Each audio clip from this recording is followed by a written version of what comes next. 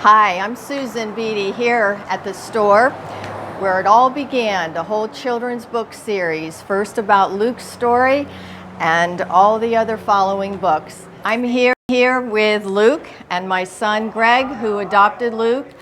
Greg is the jeweler, and this is where the stories take place. We'd like to invite you inside and look at some of the books.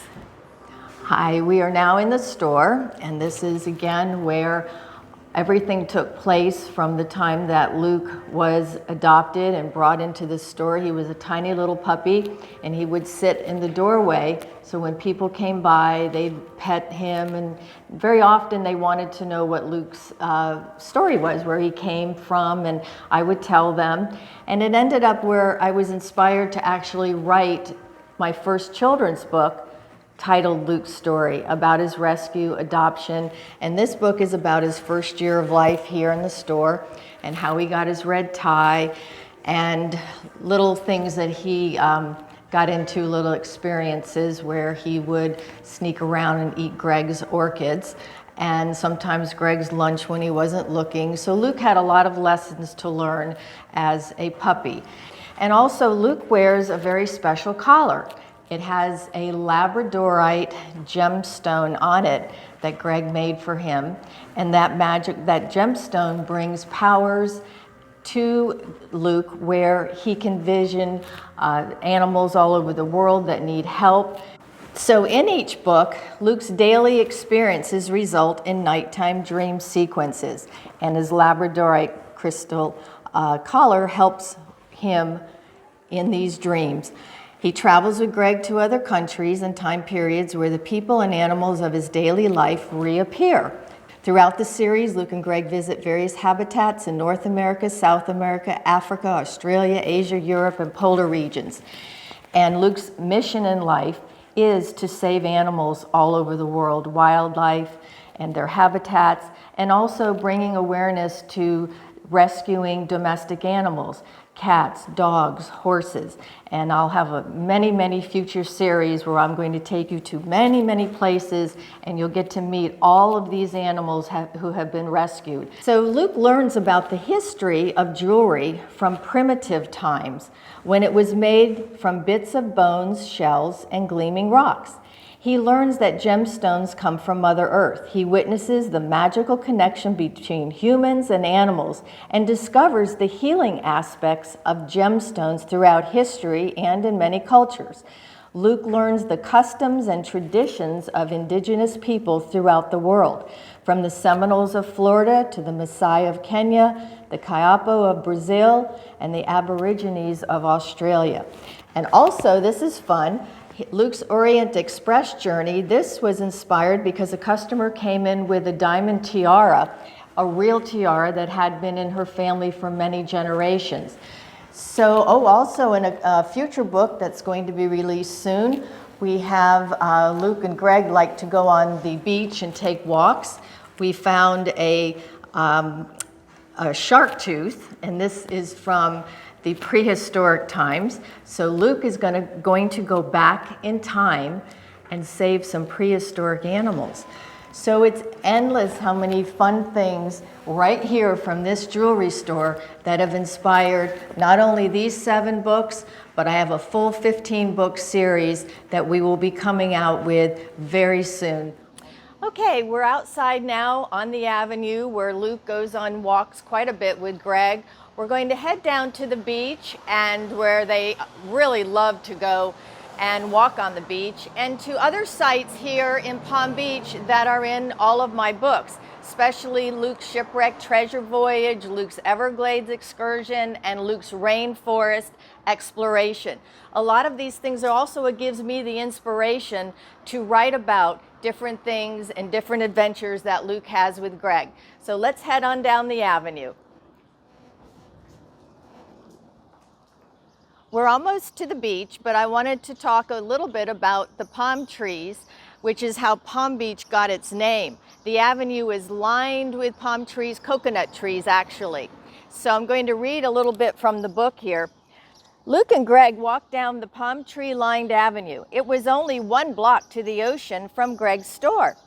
You know, Luke, another Spanish ship ran aground off Palm Beach over 100 years ago. The ship was filled with thousands of coconuts. Coconuts are seeds for growing palm trees. So years later, the area was filled with palm trees. That's how Palm Beach got its name.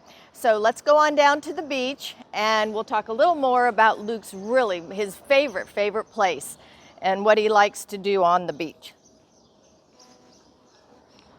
Okay, we're here at the clock tower, and this is one of the most photographed landmarks in Palm Beach. And it's right here, as you see, through to the ocean. I want to read something about Luke and Greg here at the beach. When Greg and Luke came here that day, Luke was more interested in running on the beach and chasing crabs into their holes.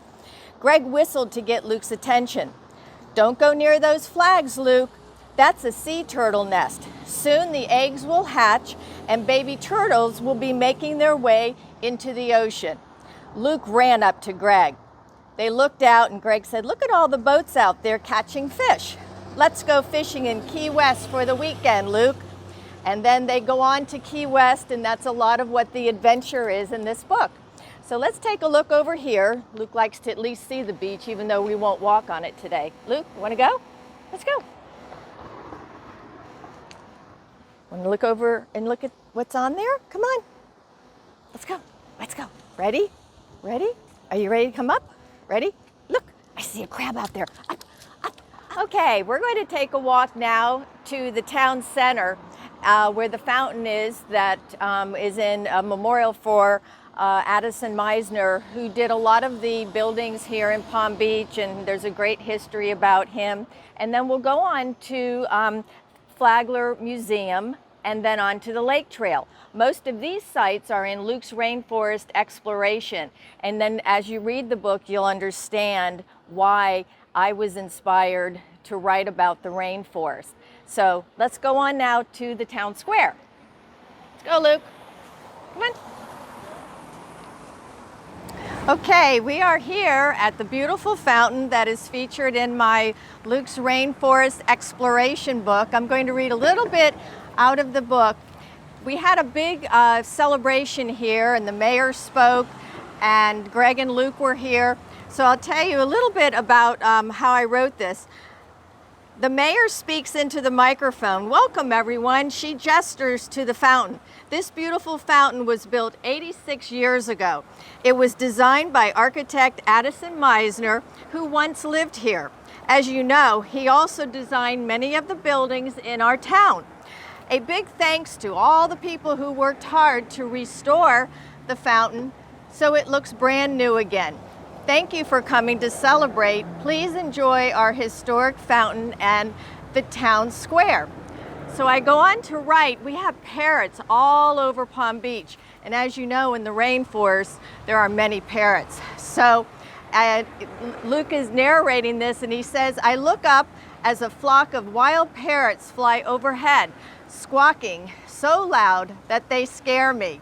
Greg leans down to me and he says, "Addison Mizner must be here in spirit. Long ago, Mr. Mizner was often seen in town with his pet monkey named Johnny Brown and a parrot on his shoulder." So this is a fun book to read. Luke then dreams he's in the rainforest, saving animals and protecting their habitat.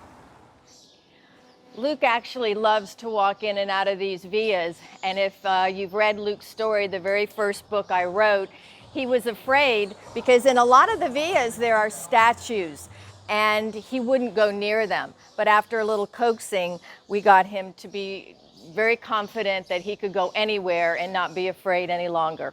Let's go, Luke. Okay, we are now in front of the Everglades Club, and I'm going to read a little part of my book. After Greg locks up the store, he asked Luke if he's ready to go for a walk. Luke spins in circles because he loves his walks. We walk down the avenue. Greg stops in front of a building with a sign that says the Everglades Club. "Hey, Luke, look at this." Many, many years ago, this building, before this building was here, The land had an alligator farm. Lots of alligators lived here. A man named Alligator Joe would wrestle the alligators for tourists when they visited our town. He could even make an alligator go to sleep by flipping it over and scratching its belly.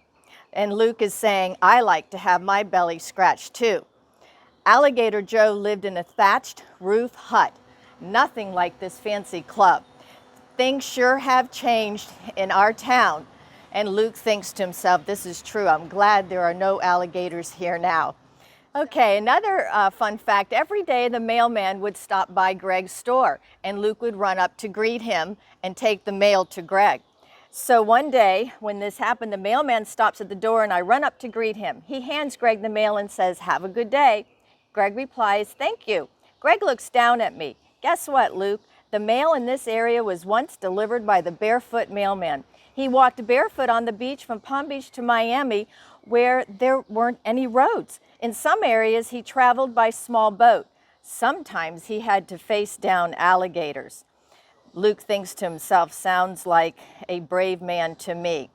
So you'll enjoy that in Luke's Everglades Excursion, and a little more about some history here, and again, what inspired me to write this book. I'm here with Luke in front of the Flagler Museum, and in the book of Luke's Shipwreck Treasure Voyage, we talk a little bit about the Flagler and the railroad. In it, Greg and Luke are on their way to the Keys, and Greg says, look over there, Luke. That was once the old railroad track built by Henry Flagler. The train used to go all the way to Key West until a hurricane destroyed the tracks. So in one of our future episodes, we will be inside the museum and we'll actually look at the train inside. It's very fun. We can walk inside. So that's coming up soon. I'm here in front of the Kapok Tree on the island, and this was the inspiration for Luke's Rainforest Exploration, or one of many.